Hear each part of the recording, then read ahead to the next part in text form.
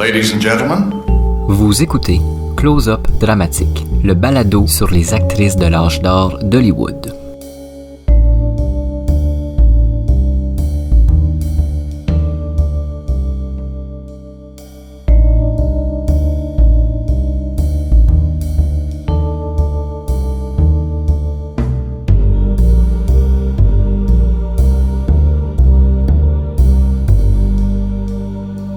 En 1926, l'actrice à sensation, Mae Murray, épouse son quatrième mari, un homme qui se dit être un prince.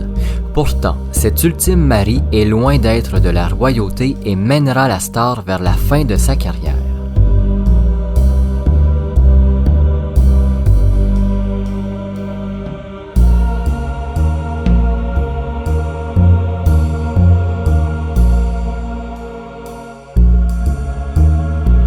Jason Duval avec vous pour ce nouvel épisode de Close-Up Dramatique. Je suis vraiment très heureux de vous retrouver aujourd'hui parce que je vous parle de Mae Murray. Premier épisode de plusieurs sûrement sur Madame Murray parce que sa vie et sa carrière sont dignes de films à sensation. Mariée 4 fois, 4 histoires totalement différentes et elle a eu son lot de scandales. Comme je le disais, premier épisode de plusieurs, j'en suis sûr. Aujourd'hui, je me concentre sur son 4e et dernier mariage avec David Midvany, un homme qui s'est auto-proclamé prince. Vous allez comprendre mieux l'étrange personnage qu'il était. Mais avant d'entrer dans cette histoire, qui était Mae Murray, celle qu'on disait être une véritable diva? Mae Murray, pour faire un très bref résumé sur elle et sa carrière, c'est l'une des plus grandes stars à sensation de la fin des années 1910 et du début des années 20. Quand elle se lance au grand écran, elle est déjà très bien connue par tous les États-Unis. Parce que depuis déjà plusieurs années, même plus qu'une décennie, elle a tourné avec différents groupes vaudeville. Dans ces groupes de théâtre, elle dansait, chantait, mais surtout inventait et jouait dans des sketchs assez variés. Elle pouvait créer les plus tragiques drames comme la comédie la plus innocente jamais vue. Son seul nom sur une affiche suffisait à vendre des billets et à provoquer l'intérêt auprès du public. Mae a une énergie vraiment singulière pour l'époque. Elle dégage quelque chose de très sexuel, qui est pas très commun pour l'époque. En plus, elle est l'une des seules artistes de la scène à pouvoir se payer des costumes à paillettes flamboyants. Son apparition en elle-même est un spectacle fantastique à voir. Vers 1917, Mae s'installe définitivement à New York où Broadway la réclame sans arrêt. Elle devient rapidement une sensation new-yorkaise et elle crée vraiment des émeutes si on lit les revues de presse de l'époque. Mais en 1918, Broadway commence à être trop petit pour la star des planches. Elle le comprend assez vite, surtout que Hollywood au loin l'appelle. À la fin de cette décennie-là, New York n'est plus la plaque tournante dans la culture et les arts de la scène depuis l'arrivée du cinéma. Maintenant, les grosses productions, ça se passe à Hollywood. Mae redéménage donc dans la ville des stars au cours de l'année 1918 et rapidement se fait engager pour tourner quelques films. C'est pendant ces tournages qu'elle rencontre Robert Léonard qui deviendra son 3e mari. Mae a bien choisi son mari. Robert Léonard est l'un des hommes les plus influents du début de Hollywood et du cinéma. Il a joué dans quelques films, mais surtout, il produit et dirige quelques-unes des plus grosses productions des premières années du muet. Grâce à l'influence de son mari, Mae obtient des rôles et des films qui sont faits sur mesure pour elle. On lui donne ce qu'elle a envie d'avoir. Très rapidement, la MGM l'engage et l'actrice provoque un engouement monstrueux dans les salles de cinéma. Ses fans qui la suivent depuis ses débuts sont hystériques quand ils la voient à l'écran. Elle accumule les succès au box-office et joue avec des mégastars comme Rudolph Valentino ou encore John Gilbert. La star devient très vite l'une des femmes les plus riches du pays, parce que Robert lui donne beaucoup d'argent. Dans ses contrats, Mae a une clause spéciale où on stipule que près de la moitié des profits lui reviennent, un pourcentage gigantesque. Même si elle est l'une des actrices les plus flamboyantes et populaires du moment, May n'est pas des plus appréciées par les critiques. Les médias ne comprennent pas comment une femme, une actrice avec aussi peu de talent a pu percer au grand écran. On écrit qu'elle surjoue et qu'elle est peut-être la plus mauvaise de toutes les actrices. Des critiques très négatives à son égard, mais qui ruinent pas sa carrière auprès du public. Dans la presse, quand on parle pas de son manque de talent, on parle de sa vie luxueuse. On raconte qu'elle prend des bains d'argent, des bains d'or et tout un tas de trucs du genre. Pour la MGM, une chance que les films de la star fonctionnent très bien parce qu'elle est devenue très diva après ses succès.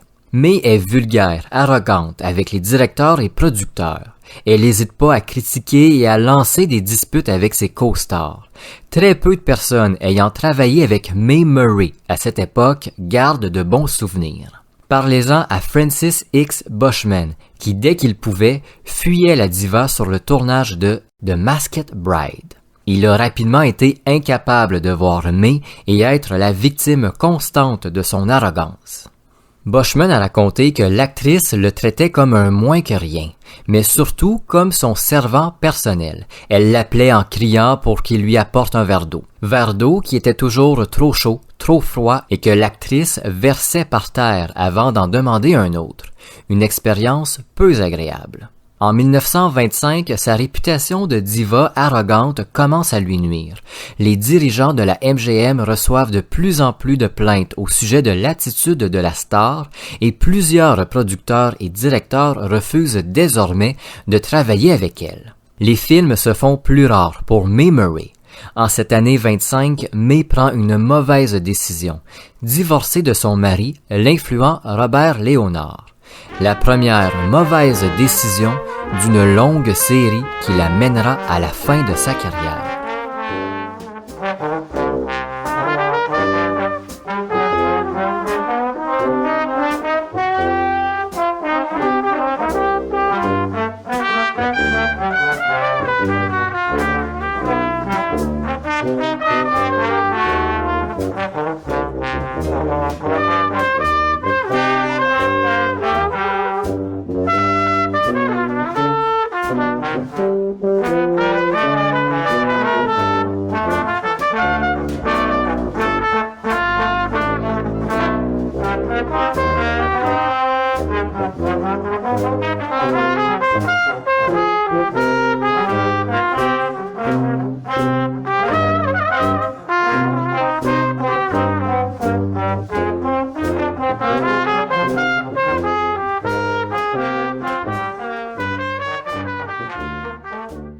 En 1925, Mae Murray est l'une des plus grandes sensations du cinéma. Le public l'adore et ne demande qu'une seule chose, toujours plus de l'actrice. Ce que les amateurs ne savent pas, c'est que la star est loin d'être facile à travailler. Elle est arrogante, vulgaire et n'hésite pas à insulter ses co-stars et toute l'équipe autour d'elle au moindre souci. En 25, May rencontre lors d'une soirée mondaine un certain David Midvany, un immigré de la Géorgie qui se dit être un prince. David est presque 20 ans plus jeune que l'actrice et entre les deux, le courant passe immédiatement. May va prendre la décision de divorcer de son mari, Robert Léonard, pour être avec l'homme de ses fantasmes, ce fameux prince autoproclamé. Qui est exactement David Midvany? David Midvany est originaire de la Géorgie. Il a 4 autres frères et sœurs, tous issus du même mariage. La famille Midvany est un foyer très aisé, il manque de rien.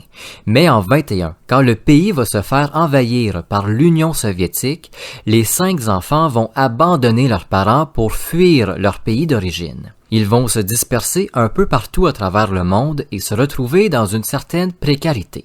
Une situation qui va pas durer très longtemps parce qu'ils vont tous se marier à des personnes qui gagnent très bien leur vie. L'un des frères de David va épouser d'ailleurs Paula Negri, une autre actrice méga star du muet. Quand il arrive aux États-Unis, David, lui, va se dire prince, même s'il n'a pas un sou en réserve. Par contre, à l'époque, c'est facile de mentir sur son état financier quand on dit que tout son argent est bloqué dans son pays d'origine qui est en train de se faire envahir. C'est très facile d'avoir des prêts. Les banquiers vont donc prêter de belles sommes d'argent à ce supposé prince.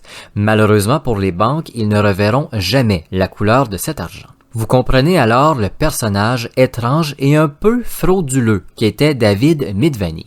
En 26, après plus d'1 an de relation, May et David se marient lors d'une cérémonie hyper médiatisée. David, vous serez pas étonné, se vante d'avoir beaucoup d'argent en Europe, argent qu'il attend impatiemment qu'il soit transféré aux États-Unis, mais les procédures sont longues. Il fait des promesses de vie luxueuse, de châteaux en Espagne à May, qui, elle, croit tout ça. Elle lui dit qu'en attendant qu'il reçoive son argent, son statut de star du cinéma leur assure une vie tout aussi pailletée. Après son 4e mariage, May va devenir encore plus difficile à travailler. Si avant elle ne reprochait rien en particulier à la MGM, maintenant elle les accuse de forcer la fin de sa carrière. La raison derrière ces accusations est plutôt simple. David est en train de lui retourner le cerveau contre la MGM. Il lui dit que le studio est un poison pour elle, rien de moins. Deuxième mauvaise décision qui mènera à sa perte, écouter sans jugement son mari. De plus, quand la diva se retrouve sur les plateaux, son mari n'est jamais très loin et il n'est pas des plus discrets. David parle fort. Très fort, ce qui gêne tout le monde sur un plateau. Il bouge des caméras, des éclairages, se dispute avec des techniciens qui l'accusent de vouloir gâcher l'image de sa femme. Bref, sa présence est plus que dérangeante. Tourner et travailler avec Mae Murray devient un véritable enfer. La star ne veut rien entendre de ses patrons qui lui demandent d'éloigner son supposé prince sans classe des studios. S'il n'est pas là, elle ne tournera pas. Elle assure à ses patrons que David lui est une utilité immense en coulisses. Sans David, elle est complètement laissée à elle-même. L'actrice se met les gros noms de la MGM à dos. Elle leur répond, refuse de faire de la promotion avant d'entrer dans les bureaux de Louis Mayer et de déchirer son contrat. C'est la fin de sa carrière, du moins avec la MGM. Mais en commettant un tel geste, Louis Mayer est plus qu'en colère, avec ce bris de contrat assez violent et sa réputation de plus en plus salie, le nom de Mae Murray se retrouve sur la liste noire à Hollywood. Se retrouver sur cette liste n'est pas un avantage parce que tout le monde sait alors que travailler avec cette personne est un cauchemar. L'actrice ne trouve plus aucun contrat et est reléguée aux films de second plan, qui n'ont ni promotion ni intérêt autant chez les critiques que chez les amateurs de cinéma. Dans sa vie privée, la diva voit non seulement sa carrière disparaître, mais aussi tout son argent s'envoler à une vitesse folle. L'actrice donne beaucoup à son mari pour combler ses caprices. Voitures de luxe, montres dorées ornées de diamants et divers objets du genre qui valent une somme astronomique. L'argent de May est dilapidé par son mari qui ne se préoccupe que très peu de sa femme. À la fin des années 20, May tente un retour au grand écran, mais aucune porte ne s'ouvre. Le parlant est arrivé et personne n'est convaincu que l'actrice réussira la transition. Le théâtre lui aussi ne veut rien savoir de May.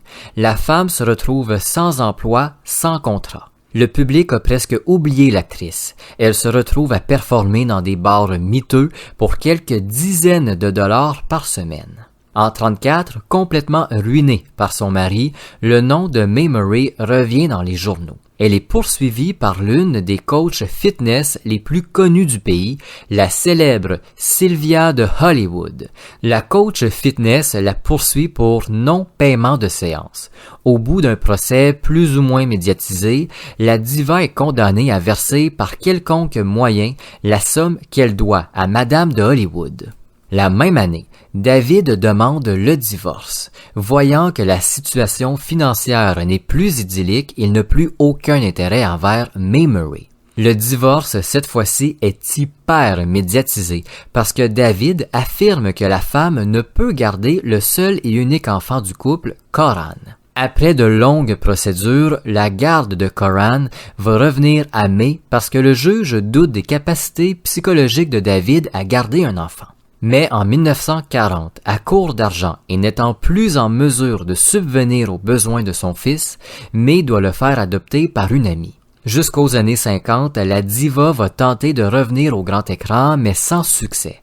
Aucun directeur de studio veut prendre la chance d'engager l'ancienne star. En plus, quand il se penche sur les critiques de l'époque, il n'y a rien de très élogieux à son sujet. À la fin des années 50 et au début des années 60, May va commencer à souffrir de délire. En 64, elle est arrêtée à 2 occasions.